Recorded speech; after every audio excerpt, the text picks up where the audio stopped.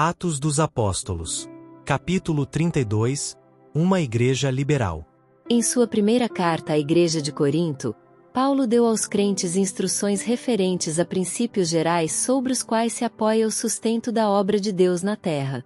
Escrevendo a respeito de seu trabalho apostólico em favor deles, ele interroga: Quem jamais milita à sua própria custa?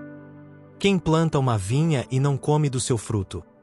Ou quem apacenta o gado e não come do leite do gado? Digo eu isto segundo os homens? Ou não diz a lei também o mesmo? Porque na lei de Moisés está escrito: não atarás a boca ao boi que trilha o grão. Porventura tem Deus cuidado dos bois? Ou não o diz certamente por nós?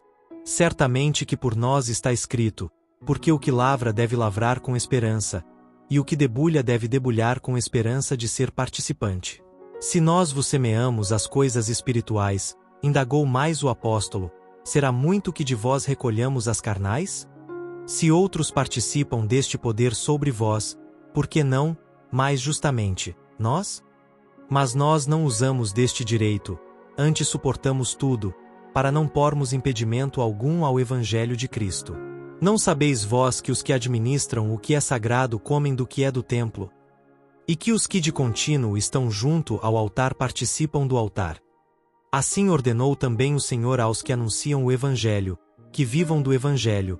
1 Coríntios 9, versos 7 a 14.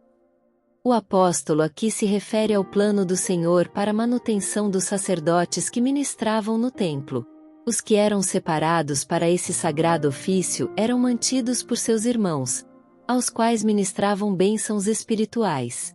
Os que dentre os filhos de Levi recebem o sacerdócio têm ordem, segundo a lei, de tomar o dízimo do povo. Hebreus 7, verso 5. A tribo de Levi fora escolhida pelo Senhor para os sagrados ofícios relacionados com o templo e o sacerdócio. Do sacerdote foi dito: o Senhor teu Deus o escolheu, para que assista a servir no nome do Senhor. Deuteronômio 18, verso 5. 1/10 de toda a renda era reclamada pelo Senhor como lhe pertencendo, e reter o dízimo era por ele considerado como roubo. Foi a esse plano para sustento do ministério que Paulo se referiu quando disse: assim ordenou também o Senhor aos que anunciam o Evangelho, que vivam do Evangelho. 1 Coríntios 9, verso 14. E mais tarde, escrevendo a Timóteo, disse o apóstolo: digno é o obreiro do seu salário. 1 Timóteo 5, verso 18. A devolução do dízimo era apenas uma parte do plano de Deus para o sustento de seu trabalho. Numerosas dádivas e ofertas foram divinamente especificadas. Sob o sistema judaico, o povo era ensinado a cultivar o espírito de liberalidade, tanto em sustentar a causa de Deus como em socorrer os necessitados. Para ocasiões especiais havia ofertas voluntárias. Na colheita e na vindima, as primícias dos frutos do campo, grãos, vinho e óleo, eram consagrados como oferta ao Senhor. Os respingos e os cantos do campo eram reservados para o pobre. As primícias da lã, quando o rebanho era tosquiado, do grão, quando era malhado o trigo, eram postos de parte para Deus. De igual forma, os primogênitos de todos os animais. E o preço de resgate era pago pelo filho primogênito. As primícias deviam ser apresentadas perante o Senhor no santuário, e eram então dedicadas ao uso dos sacerdotes. Por este sistema de beneficência, o Senhor procurava ensinar a Israel que em tudo devia ele ser o primeiro. Assim era-lhes feito lembrar que Deus era o proprietário de seus campos, rebanhos de ovelhas e de gado, que era ele quem enviava o sol e a chuva para que a seara se desenvolvesse e amadurecesse. Tudo o que possuíam era dele. Eles eram apenas mordomos de seus bens. Não é o propósito de Deus que os cristãos, cujos privilégios excedem em muito aos da nação judaica, deem menos abundantemente do que deram eles. A qualquer que muito for dado, declarou o Salvador, muito se lhe pedirá.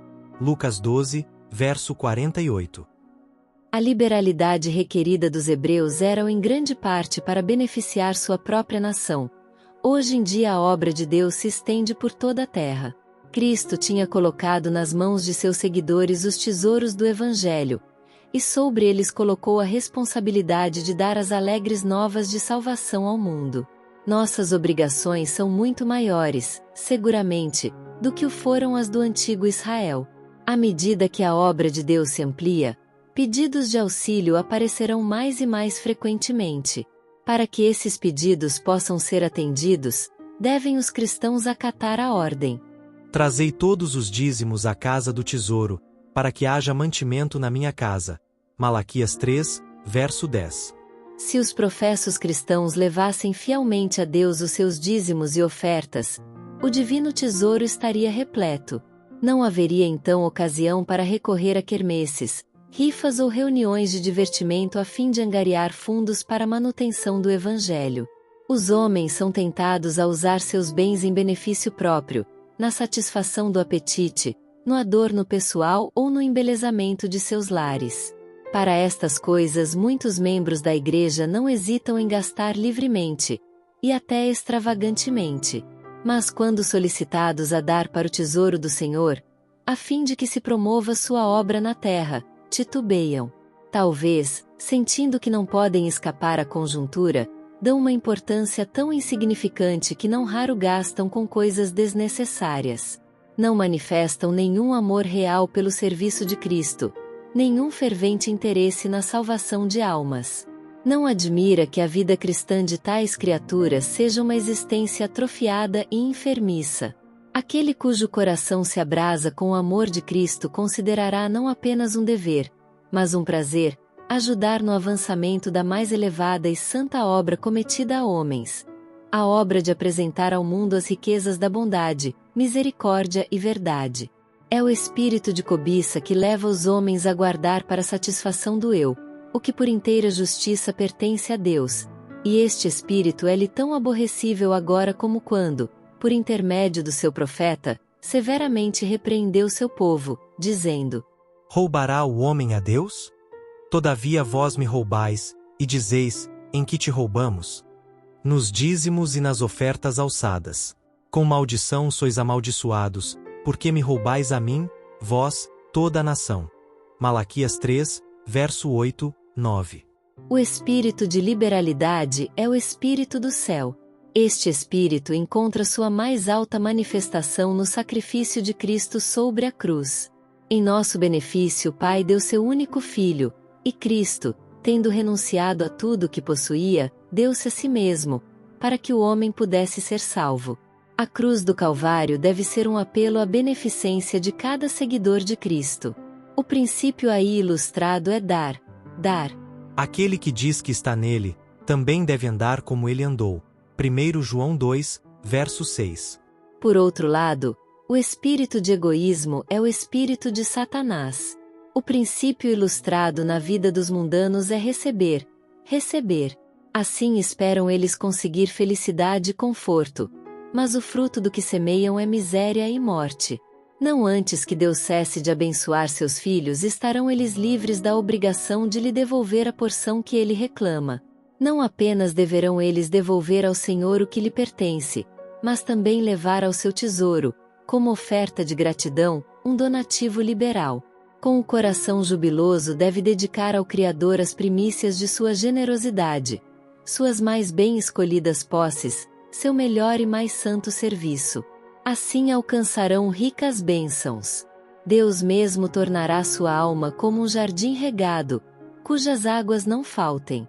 E quando a última grande colheita estiver recolhida, os molhos que são habilitados a trazer ao Mestre serão a recompensa do uso abnegado dos talentos a eles entregues. Os mensageiros escolhidos de Deus, empenhados em árduo trabalho, jamais deveriam ser compelidos a entrar na luta à sua própria custa, sem o compreensivo e cordial auxílio de seus irmãos. É a parte dos membros da Igreja repartir liberalmente com os que põem de lado seus afazeres seculares para que se possam dar a si mesmos ao ministério.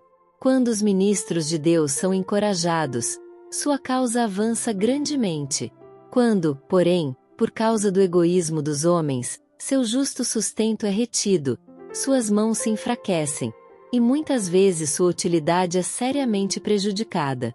O desprazer de Deus é despertado contra os que professam ser seus seguidores, e no entanto permitem que consagrados obreiros padeçam necessidade, enquanto empenhados em ministério ativo.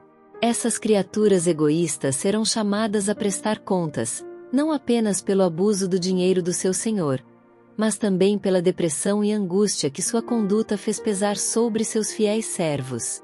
Os que são chamados para a obra do ministério, e ao chamado do dever renunciam a tudo e se empenham no serviço de Deus, devem receber por seus abnegados esforços salários suficientes para se manterem e as suas famílias.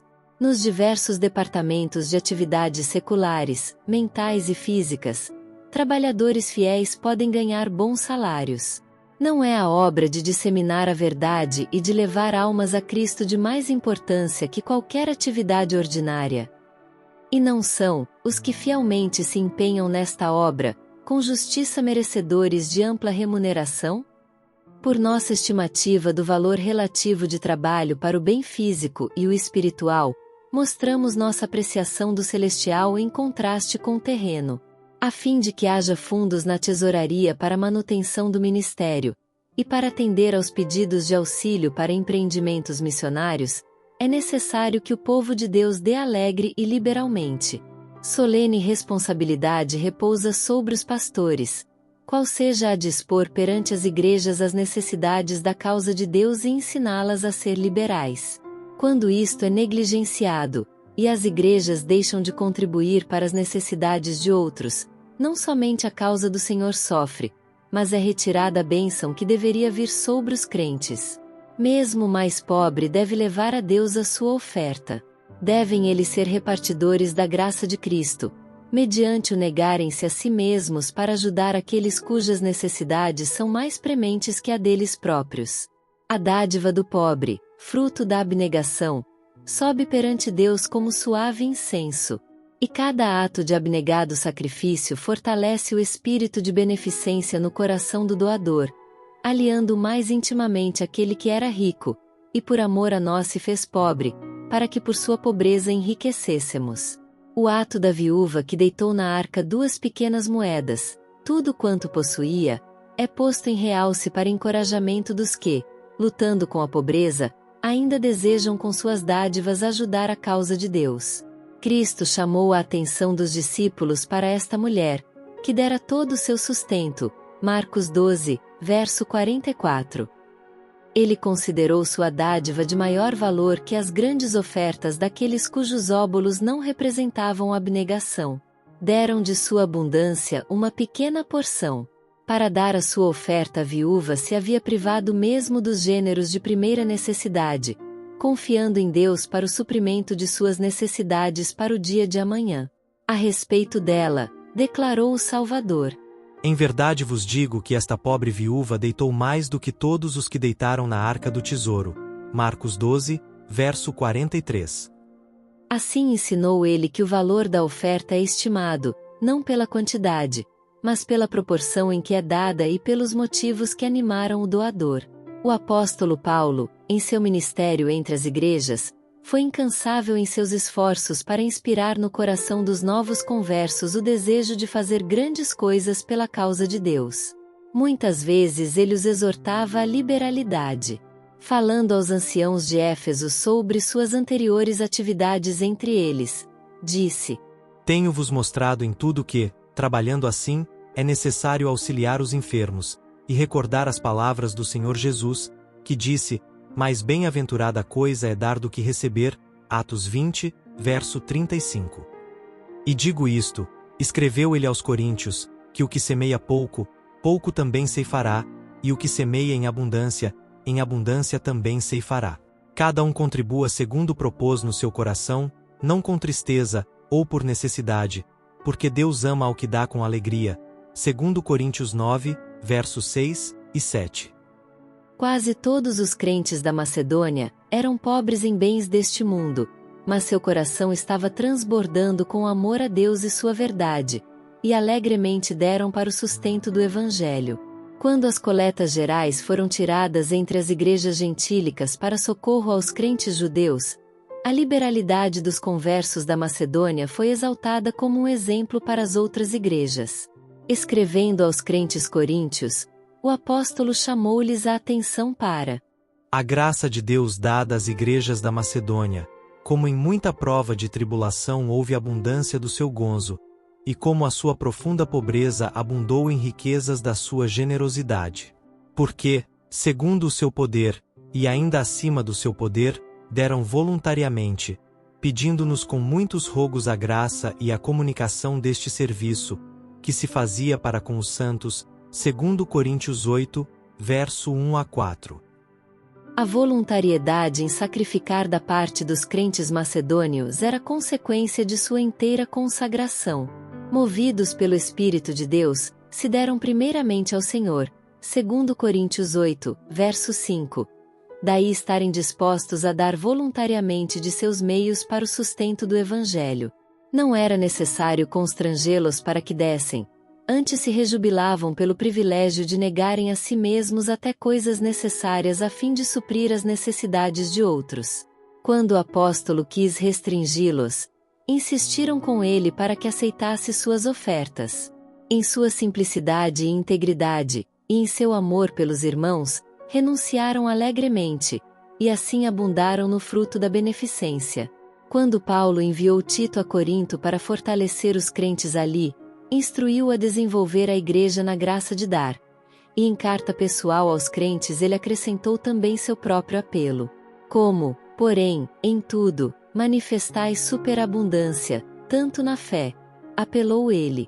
E na palavra como no saber, e em todo cuidado, e em nosso amor para convosco, assim também abundeis nesta graça. Completai, agora, a obra começada, para que, assim como revelastes prontidão no querer, assim a leveis a termo, segundo as vossas posses. Porque, se há boa vontade, será aceita conforme o que o homem tem e não segundo o que ele não tem. Segundo Coríntios 8, versos 7, 11 e 12. E Deus é poderoso para fazer abundar em vós toda a graça, a fim de que tendo sempre, em tudo, toda a suficiência, abundeis em toda a boa obra, para que em tudo enriqueçais para toda a beneficência a qual faz que por nós se deem graças a Deus, segundo Coríntios 9, versos 8 a 11. A abnegada liberalidade levou a primeira igreja a um sentimento de alegria, pois os crentes sabiam que seus esforços estavam ajudando a levar o Evangelho aos que jaziam em trevas. Sua beneficência testificava que não haviam recebido a graça de Deus em vão. Que teria produzido tal liberalidade senão a santificação do Espírito? Aos olhos de crentes e incrédulos foi um milagre de graça. A prosperidade espiritual está intimamente ligada à liberalidade cristã. Os seguidores de Cristo devem regozijar-se pelo privilégio de revelar em sua vida a beneficência do seu Redentor. Dando ao Senhor, eles têm a certeza de que seu tesouro está indo em sua frente para as cortes celestiais. Querem os homens ter seus bens seguros? Coloquem-nos nas mãos que levam as marcas da crucifixão. Querem aproveitar seus rendimentos? Usem-nos para abençoar os necessitados e sofredores. Querem aumentar suas posses?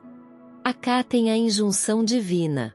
Honra ao Senhor com a tua fazenda, e com as primícias de toda a tua renda, e se encherão os teus celeiros abundantemente, e transbordarão de mosto os teus lagares. Provérbios 3, versos 9 e 10.